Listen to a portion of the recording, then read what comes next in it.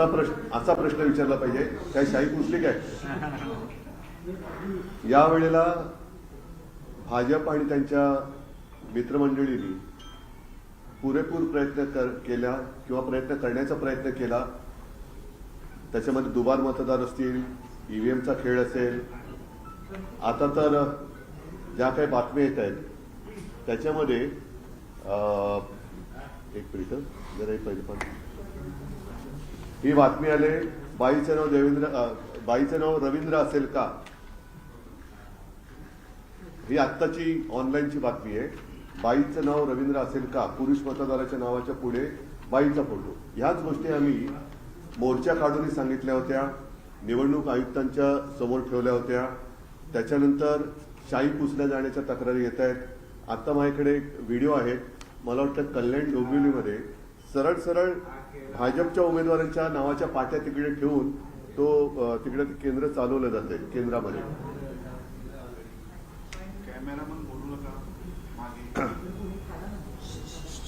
हे माझ्याकडे असणार आहे ते, हे बघा ते आत्ता चालेल ना. हा, तर हे सगळे निवडणूक जिंकण्यासाठी यांचा आटापिटा चाललेला आहे. बोटावरची शाई तर पुसली जातेच आहे. असे प्रकार यापूर्वी कधी झाले नव्हते. साधारणतः मतदान मी करून आल्यानंतर मला तिथेच आपल्या लोकांनी बाईट घेतला आणि मी प्रश्न असा विचारला होता की नेमकं निवडणूक आयोग आणि निवडणूक आयुक्त हे कसले पैसे, म्हणजे पगार कसला खातायत? 365 दिवस वर्षाचे, आणि आता या महापालिकेच्या निवडणुका 4 वर्षानंतर म्हणजे एकूण 9 वर्षानंतर होत आहेत. गेल्या वर्षी लोकसभा निवडणुका झाल्या, विधानसभा निवडणुका झाल्या. मतदार याद्यांमध्ये त्याच्यामध्ये नवीन मतदार येत असतात, काही जुने जात असतात, पण त्याच्यात कुठेही सुधारणा अशी काही दिसत नाहीये. तर मग नेमकं निवडणूक आयुक्त हे कसले पैसे खात आहेत? आता ही नाही, हे तुमचंच आहे. आणि मी मतदान करून आलेलो आहे की माझ्या बोटावरती लागलेली शाई आहे, खरं त्याने पुसतंय का त्यासाठी मौसम बघूया. तर अशा या बोटावरच्या शाई पुसल्या जाण्याच्या तक्रारी येत आहेत. नंतर ती एक दुसरी एक क्लिप आहे बघा, त्या भाजपच्या प्रभाग क्रमांक 20 नाही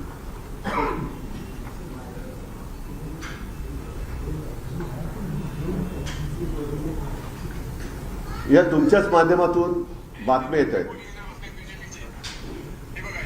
आणि इथे कुठलीही यंत्रणा त्यांना रोखत नाहीये.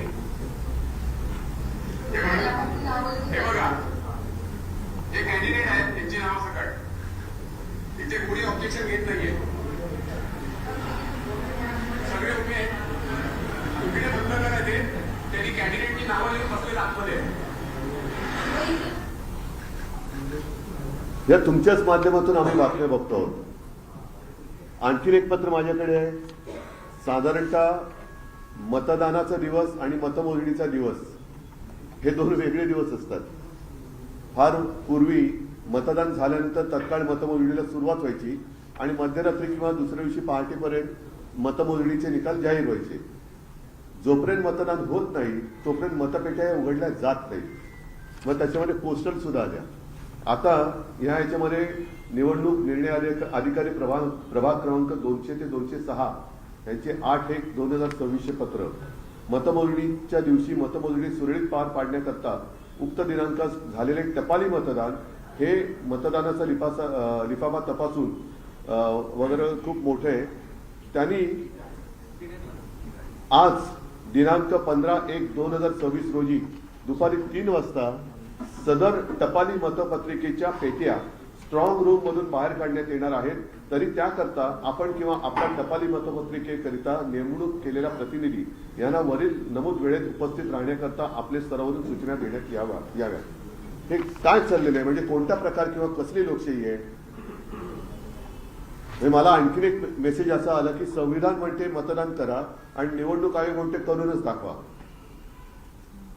तर निवडणूक आयोग किंवा आयुक्त जे मुख्यमंत्री असं म्हणाले तसं तुमच्या माध्यमातून कळलं मला की रडीचा डाव खेळतायत.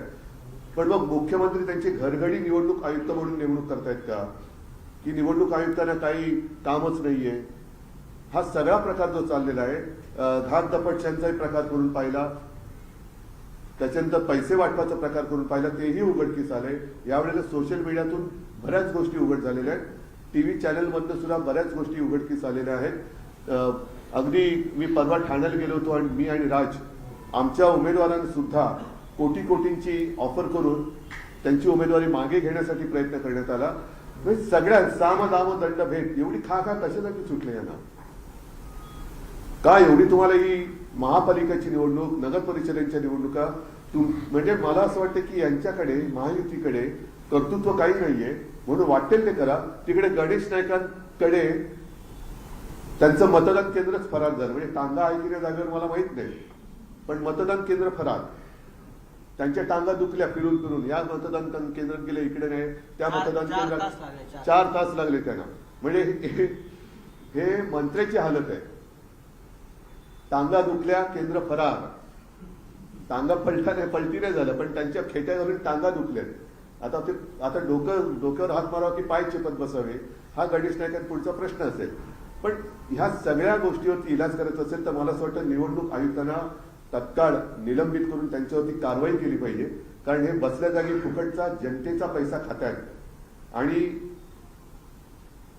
सत्ताधाऱ्यांची लाचारी करतायत, असंच मला नाईलाजाने म्हणावं लागतंय. राज्य निवडणूक आयोगाने स्पष्टीकरण त्यांचं म्हणणं आहे की अशी शाही पुसली जात नाही, हा संभ्रम निर्माण केला जातो आणि जर संभ्रम निर्माण केला जातो तर कायदेशीर कारवाई केली जाईल. बरं, आता मी सांगितलं की ते काय त्याचं नाव देवेंद्र रवींद्रच्या नावापुढे बाईचा फोटो, ते काय? मग त्यांची ओळखच मुस्लिम तिकडे. गणेश नाईकांचं मतदान केंद्र फरार आहे.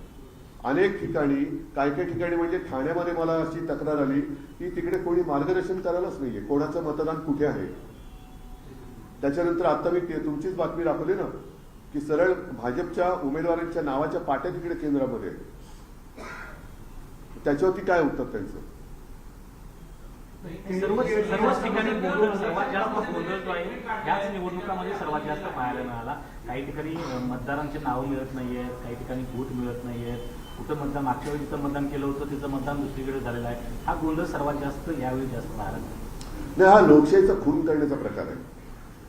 म्हणजे यांना मोदींना जे 1 नेशन 1 इलेक्शन पाहिजे ते एवढ्याचसाठी पाहिजे की एका वेळेला सगळीकडे गोंधळ घालून काही वाटेल ते करा, पण सत्ता काबीज करा. आणि तुम्ही जे म्हणालात ना की या निवडणुकीत ही चढती भाजली आहे. लोकसभेच्या वेळेला कळलं, विधानसभेच्या वेळेला आणखीन कळलं, त्याच्यानंतर दुबार मतदारांचे आम्ही गठ्ठेच्या गठ्ठे हे त्यांना दिले. त्याच्यानंतरही आज देखील काही ठिकाणी दुबार नोंदणीची नावं आमच्या लक्षात येत आहेत. काही ठिकाणी या ओळख बदलांचा चाललेला आहे, काहींची मतदान केंद्र गायब आहे, शाही पुसली जाते. म्हणजे ही शाही, बोटावरची शाही नाही, लोकशाही पुसली जाते. या शाहीच्या मुद्द्यावरती इलेक्शन कमिशननं असं म्हटलं की 2011-12 पासूनच असा निर्णय आला होता आणि जरी समजा 11-12 पासूनच हा निर्णय आला होता, काय शाही पुसायचा? तुम्ही मार्गदर्शनी करा किंवा कशाने करा, शाही पुसली कशी जाते? आणि तुमच्या चॅनलवरती ते दाखवलं जात आहे. पुसली जरी केली तरी कोणालाही एका मतदाराला 2 वेळा मतदान करता येणार नाही असं खात्रीपूर्वक कसं सांगू शकतात ते? बरं, ज्या ठिकाणी 2 वेळा ज्यांचं नाव नोंदलं गेलेलं आहे तिथे ते हमीपत्र घेणार होते. अशी किती हमीपत्र त्यांनी आतापर्यंत घेतले? सर, मुख्यमंत्री देवेंद्र फडणवीस असतील किंवा भाजपचे इतर नेते आणि शिंदेचे, शिवसेनेचे सुंदर शिंदेचे 6 सेना, हा बरं ते असतील, तर त्यांच्या सगळ्यांच्या नेत्यांचं असं म्हणणं आहे की कालपासून तुम्ही दोघेही, म्हणजे तुम्ही आणि राज ठाकरे हे दोघेही जो सूर लावताय तो पराभवाची मानसिकता दिसते. तुमचा पराभव होतोय. पराभव नाही, त्यांचं कुभांड जे आहे ते आम्ही फोडतोय. नाहीतर आम्ही एवढे ताट मानेने त्यांच्यासमोर उभे राहिलोच नसतो. त्यांचा जो काही एकूण दरोडा घालण्याचा प्रयत्न आहे तो आम्ही वेळोवेळी लोकांसमोर आणतो आहोत. मग ते दुबार मतदार असेल, धाक दपटचे असेल, पैसे वाटताना त्यांचीच लोक पकडलेत, त्यांनी एकमेकाची लोक पकडलेत. पराभवाची कारणं तुम्ही तयार होताय असं त्यांचं त्यांच्या पराभवाची कारणं, कारण ते हारलेले आहेत. देवेंद्र फडणवीस आणि त्यांची सगळी चोर कंपनी ती हारलेली आहे. हारलेल्या मानसिकतेमुळे त्यांना हे असले गैरप्रकार करावे लागतात. नाहीतर जा ना लोकांसमोर, जसे आम्ही जातो तसे.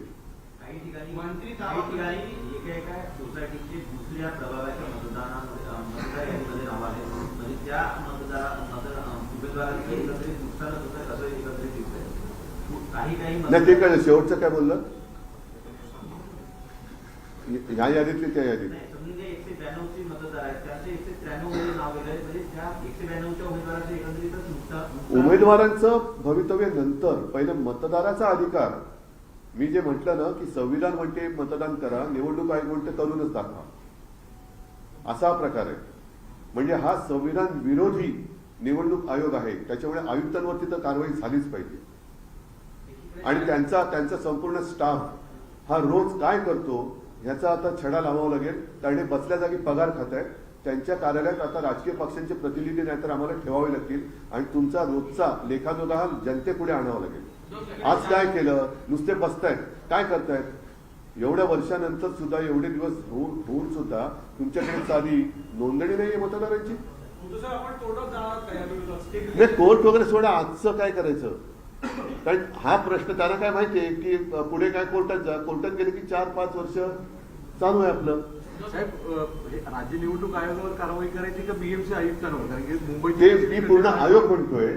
जर याच्यात आयुक्तांची जबाबदारी असेल तर आयुक्तांवरती पण झाली पाहिजे. मुंबईची इलेक्शन ऑब्व्हियसली बीएमसी असेल ते जे आयोग असतील, आयुक्त असतील, त्या आयुक्तालयाची माणसं असतील, जे कोणी असतील, मग त्याच्यात महापालिका आयुक्त असतील तर त्यांच्यावर सुद्धा, निवडणूक आयुक्त असतील तर त्यांच्यावर सुद्धा या सगळ्यांवरती कारवाई झाली पाहिजे. कारण